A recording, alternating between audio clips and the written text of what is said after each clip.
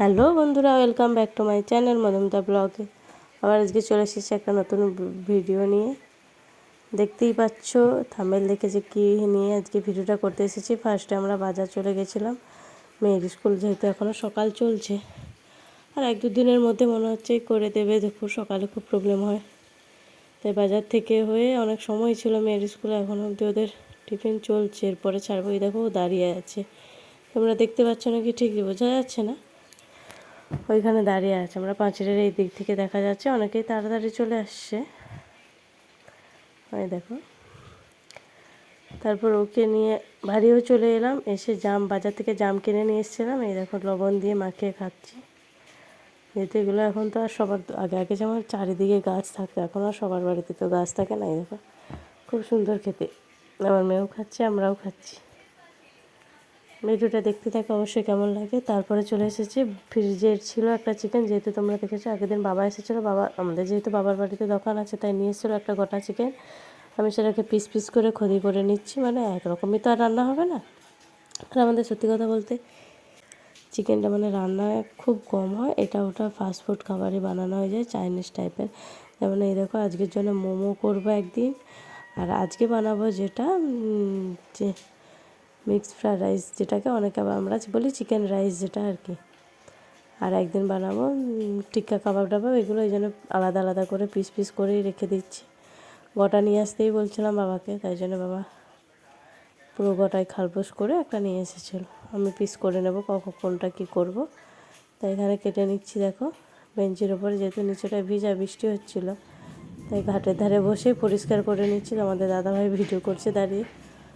দেখো আমাদের পুকুরটাতে কিন্তু অনেক জল ভরে গেছে, তোমরা দেখেইছো আগের ভিডিওগুলোতে যে জল ছিল না, বাকি কিছুই ছিল না। আর তোমরা অবশ্যই কমেন্ট করো কে কোথা থেকে ভিডিওটা দেখছো, কার বাড়ি কোথায়। ঠিক আছে, দেখো এগুলো আমি বানিয়ে দিচ্ছি রাইসের জন্য, পিস পিস করে নিচ্ছি। ভিডিওটা আওয়াজ, এই দেখো পিসগুলো করা হয়ে গেছে। দুটো টিফিন বক্সে আলাদা আলাদা করে ফ্রিজে রাখবো, একটা তো বাইরেই থাকবে যেটা আজকে রান্না হবে। তারপর এখানে পিস টিস করে, যেহেতু বাজার থেকে এসেছি এইমাত্র, আমি আগে এই কাজটা করে নিই। এটাকে ম্যারিনেট করতেও হয় না, কিছু করতে হয় না, তাই জন্য আমি এটাকে করে নিই। এই পাশে বাজারগুলো খালি করছি। এপাশে নিরামিষি রান্না, ডাল আর মিক্স সবজি বানিয়ে নিয়েছি, যেহেতু চিকেন খাবো আমরা, বলে না আর কিছু করতে হবে না, মিক্স সবজি বাজার থেকে এনেছিলাম।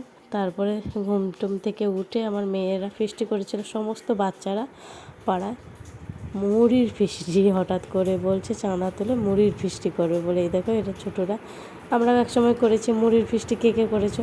চপ, অনেক রকমের মশলা, চানা টানা কিনে এনে এই যে আমার মেয়ে আর সবাই এরা 5-7 জন মিলে ফিস্ট করেছিল। এবার আমি ওদেরকেই আনতে গেছি, সন্ধ্যা হয়ে গেছে, এখনও বাড়ি আসেনি। তারপরে এসে আমাদের মা আর ওর বাবা এখন মশলা, মানে সব বিনস গাজর টাজর কেটে রেখে রেডি করে রেখেছিলো। আমি এদিকে ভাতটাও বসিয়ে দিয়েছি রাইসের। এইখানে ডিম ভুজিয়া করে নিয়েছি, গাজর আর ক্যাপসিকামকেও ভুজিয়া করে নিয়েছি। এবার বিনসটা হচ্ছে, এরপরে চিকেনটা ভেজে তারপরে রাইসটা করবো। তোমরা ভিডিওটা দেখতে থাকো, আর কে কী কোন রেসিপি জানতে চাও অবশ্যই বলো, আমি তোমাদেরকে খুব অল্প কিছুতেই দেখিয়ে দেবো, কিন্তু খুব সুন্দর রেস্টুরেন্টের মতোই লাগবে খেতে। ঠিক আছে, এবার চিকেনটাও ভেজে নিচ্ছি। তারপর চিকেন ভাজা হয়ে যেতে দেখো মশলা দিয়ে দিচ্ছি, এর মধ্যে দিয়ে দিচ্ছি অল্প সাদা তেল দিয়ে, কারণ এইতে খুব অল্প তেলই লাগে, সাদা তেলই লাগবে। কুচনো আদা, কুচনো রসুন, কোনো বাটা লাগবে না, আর কাঁচা লঙ্কা কুচনো দিয়ে আর পেঁয়াজ কুচি দিয়েই মশলাটা, আর কিছুই না। বাস এর মধ্যে এবার সমস্ত ভাজাগুলো দিয়ে হালকা করে নেড়ে নেব, একটু ভালো করে মিশিয়ে নেব। যেহেতু ভাজাগুলো এবার তোমরা যেমন ভাজা নেবে তেমনই, আমি তখন অল্প অল্প ভেজেছিলাম, তাই এখন একটু ভেজে নিচ্ছি আর সুন্দর করে সবটা। তারপরে এই জায়গা হাঁড়ি থেকে ভাতটা দিয়েও দিয়েছি, অল্প অল্প করে দিয়েছি, যেহেতু কড়াটা আমার একটু ছোটো হয়ে গেছে। পুরো কড়া মাপেই হয়েছে আর কি, ছোটো বলতে কি পুরো মাপেই হয়েছে।